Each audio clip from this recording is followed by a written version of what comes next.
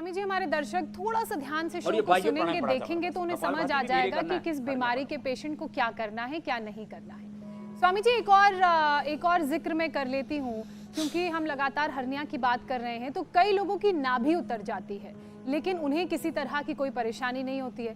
खासकर कि प्रेगनेंसी के बाद महिलाओं में ऐसा देखा जाता है। तो क्या इसे इग्नोर करना चाहिए या फिर इसे सीरियसली लेना चाहिए? क्या ये किसी तरह की परेशानी है? और अगर नहीं है तो बहुत अच्छी बात है, लेकिन है तो क्या सच्ची करें? बात है, नाभि और कोड़ी ये डिगने से खास करके हर्निया भी होता है, कॉन्स्टिपेशन, कोलाइटिस, पायस फिशर, फिस्टुला भी होता है, सेक्सुअल डिसऑर्डर से लेकर के हार्ट की प्रॉब्लम, ये बीपी, शुगर, बहुत सारी स्ट्रक्चरल इम्बैलेंस सब कुछ होता है। तो नाभि गर्भवती महिलाओं के लिए थोड़ा चैलेंजिंग होता है, तो क्या करें? तो उसके लिए ये कान में मक्खी घुस रही थी, अच्छा है ये तो जो है ईयर बग लगा हुआ है, तो भीतर गई नहीं, तो ऊपर ऊपर ही जो है भ्रमण कर रही थी। मैंने कहा नीचे जाओ, धरती पर विराजो चीटी माता। तो बाह्य प्राणायाम देखो, अब ये तो गर्भवती महिलाएं नहीं कर सकती कपालभाति बाह्य प्राणायाम।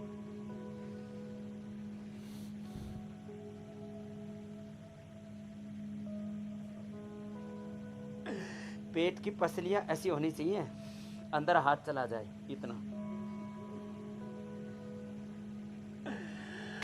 अब गर्भवती महिलाओं के लिए क्या करना? उनकी नाभि ठीक करने के लिए वो लोटा वाला भी नहीं कर सकते, वो पता लगा नाभि को खींचते समय बच्चे को दिक्कत हो गई। तो यहाँ पॉइंट है, ये पहली अंगुली के मूल में इधर, जहाँ ये अंगूठी की हड्डी इधर आ करके ये पहली अंगुली की हड्डी नीचे से जाके जहाँ मिलती है उसके मूल में दबा, यहाँ दबाने से नाभि सेट हो जाती है। लो, नाभि और कोड़ी दोनों यहाँ से ऐसे दबाओ, जिनको गैस भी होगी ना, जो एकदम से गैस में निकल जाएगी यहाँ से, इसके मूल में। इधर दबाने से सिर दर्द ठीक होगा, अंगूठी की तरफ दबाओगे सिर दर्द, इधर दबाओगे तो पेट दर्द, हर्निया और नाभि ठीक होगी। लो ये, और थोड़ा इधर और दबा दो ना तो पसलियों में दर्द होता है ना, ये यहाँ से दूर होता है। ऊपर दबा, हड्डी के ऊपर दबाने से कमर दर्द, और या मांस पर दबाने से पसली का दर्द। किसी की पसली चलती है ऐसे ऐसे ऐसे ऐसे ऐसे होता है, हाँ, वो कब से भी चलती है। तो ये भी एक उपाय बता दिया आपने पूछा। और एक, हाँ, यहाँ से और दबा दें। पहले बड़े बुजुर्गों के ऐसे ही पैर दबाया करते, और सासू माता फिर लंबा आशीर्वाद देती थी 4-5 मिनट का, जिससे कि बहू दबाती रहे। आजकल तो बहू के यहाँ से हाथ उठ करके गिट्टी पर आ गए। तो नहीं, लेकिन ऐसे अच्छी बहुएं ज़्यादा है, 99% है, और नहीं है तो हो जाएंगे, हम तो अच्छी कहेंगे। तो ये पैर में पिंडली दबानी चाहिए। तो अपने बड़े बुजुर्गों का, अपने पिता की, सुन ले ओम के बच्चे, अपने बापू के रोज पिंडली दबाया कर, सोने से पहले पिंडली की मसाज, काफ मसाज और तलवे पर मसाज किया कर। इससे बुजुर्गों का आशीर्वाद भी मिलता है और उनके का प्रेम भी मिलता है और सेवा भी हो जाती। माता पिता ने जन्म दिया, जीवन दिया, पढ़ाया लिखाया, बड़ा किया, सब कुछ है, संसार में लेके आए, वही हमारे तीर्थ हैं, उनके चरणों में सब धाम हैं। उनके आशीर्वाद लेने से फिर कोई तीर्थ करने की, ना मक्का मदीना जाने की जरूरत, ना काशी मथुरा हरिद्वार है, अपने घर में ही है। स्वामी जी, एक विषय और रहता है, माता पिता के चरणों में सारे तीर्थ घर में ही है, तेरे माता पिता ही तेरे भगवान। जी मेरे बिल्कुल बिल्कुल स्वामी जी। स्वामी जी, स्पोर्टल हर्निया भी काफ़ी लोगों को परेशान करता है, पेट और जांघ के जॉइंट पर काफ़ी दर्द होता है। तो स्पोर्टल हर्निया के लिए क्या कुछ अलग से करना है, या जो अब तक आप बता चुके वही काफ़ी है? अभी इसमें स्पोर्टल हर्निया में और हाइटस हर्निया दो के लिए बताता हूँ। एक तो यहाँ जब चला जाता है ना, तो श्वास बाहर छोड़ के ना ऐसे, अभी बता रहे थे मैं, बाह्य प्राणायाम करें।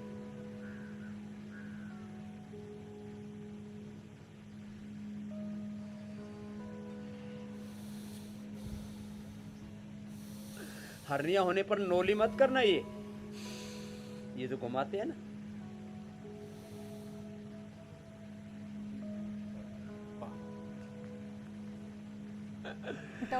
तो कर ही नहीं पाएंगे। तो बाह्य प्राणायाम और श्वास को बाहर छोड़ के पेट को अंदर खींचो,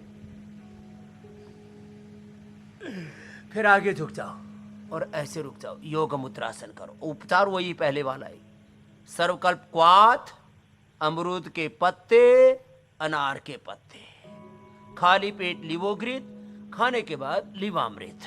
नेक्स्ट अभयारिष्ट, खाने के बाद अभयारिष्ट के साथ लीवामृत ले लेना, खाली पेट लीवोग्रित। और जिनको हाइटस हर्निया है ना, ये जो ऊपर वाले हिस्से में रात को सोते समय फिर तकिया बड़ा सा लगा के बिस्तर यूं ऊपर करके फिर सोना पड़ता है। क्यों? मुंह में खाना आ जाता है और खट्टा होता है। तो हाइटस हर्निया के लिए लीवोग्रिट और एसिडोग्रिट, छोटी उम्र है तो एक एक, बड़ी है तो दो दो सुबह ही दे दो। हाइटस हर्निया में ये पित्तजन्य है, पित्तजन्य है। तो आविपत्ति कर चूर्ण 100 ग्राम। एक अजय भाई बड़े नेता है इधर हरियाणा में, मेरे पास आए, कैप्टन अजय यादव, बोले स्वामी जी हाइटस हर्निया हो गया। आपने बताया था वो आविपत्ति कर चूर्ण 100 ग्राम, मुक्ता शुक्ति 10 ग्राम, शंख प्रदक 10 और मोती पिष्टी। मैं तो वही लेता हूँ, उसी से मेरा तो एकदम सारा उपद्रव खत्म हो गया। और इसके लिए एलोवेरा और लौकी, इसका जूस बना के उसी से आटा गूंद करके खाएं तो आते भी अच्छी और हाइटस हर्निया भी अच्छा। और एलोवेरा और थोड़ा उसमें ये मोरिंगा डाल करके उससे उसका रस, उससे आटा गूंद करके खाएं, अर्थराइटिस अच्छा। और एसिडिटी हो जाए तो एसिडोग्रिट लिवोग्रिट तो बताया था जो है।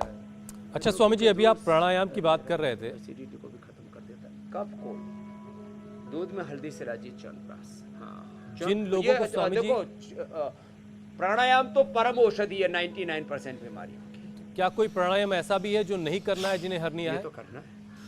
और कैसे फायदा पहुंचा रहा प्राणायाम हर्निया के मरीजों को, ये भी बता दीजिए। कपाल भाती जोर से नहीं करना, भस्त्रिका भी जोर से नहीं करना, ये वाली स्पीड से नहीं करना, सुपर फास्ट नहीं करना। भस्त्रिका जोर जोर से, कपाल भाती और जोर जोर से अनुलोम विलोम नहीं करना।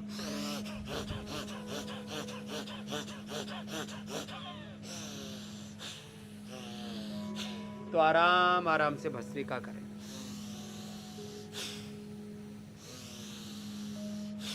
आराम आराम से कपाल भाती, ऐसे होले होले।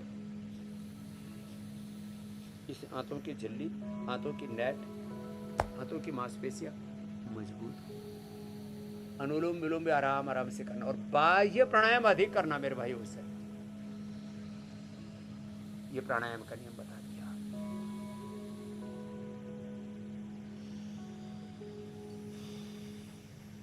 जीरा, धनिया, मेथी, सौंफ का पानी हम पेट के लिए बोलते हैं, उससे पेट का एनवायरनमेंट बड़ा अच्छा रहता है। और ये बाह्य प्राणायाम तो ये तो हर्निया के लिए सबसे बड़ा उपचार रामबाण ब्रह्मास्त्र है।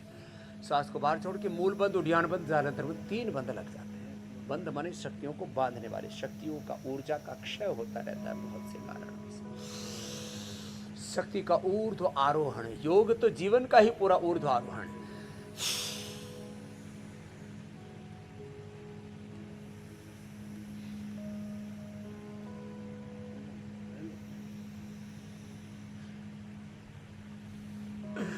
जिनको हर्निया उनको सुबह सुबह खाली पेट अनार खाना चाहिए, पपीता सेब खाना चाहिए और अमरूद, अमरूद जो है ऐसे खाएं। देखो अमरूद इधर, ये नाशपाती भी देना। अमरूद उसको ऊपर इसका जो भाग है गुद्दा वाला, उसको तो चबा के खाना चाहिए और जो बीज होता है ना उसको घोल करके मुंह में डालो और थोड़ा ऐसे थोड़ी देर उसको दांत ऐसे ही करते रहो। जैसे कई बार बिल्ली और शेर अपने बच्चों से खेलता है ना, तो दांत नहीं लगाता, उसको ऐसे ही खेलता रहता है, फफेड़ता रहता है। तो दांतों में फफेड़ दो बीजों को और फिर निकल जाओ, तो फिर कॉन्स्टिपेशन भी नहीं होगा, हर्निया में फायदा करेगा। ये नाशपाती, क्या नाम है इसका? मतलब बीज चबाना नहीं है। नाशपाती फ्रेश है, ये पहाड़ में बहुत होती है। लौकी की तरह लोगों ने नाशपाती की कीमत को समझा ही नहीं था। ये कब्ज का नाश करने वाली है, हर्निया के लिए परम औषधि है। इसका जूस पिए और इसको यदि फाइबर के साथ खा ले तो और अच्छा है। नाशपाती का जूस पीने से 2-2 गिलास तक जूस पिला दो, ऐसे शंख प्रक्षालन जैसा हो जाता है। पेट बड़ा स्वामी जी हमने गांव की भाषा में बोला, एकदम दनादन साफ होता है, ऐसे जैसे टंकी सी खोल दी हो। इंडिया टीवी हर वक्त हर जगह डाउनलोड करने के लिए सर्च करें India TV news Google play store या ऐप स्टोर पर।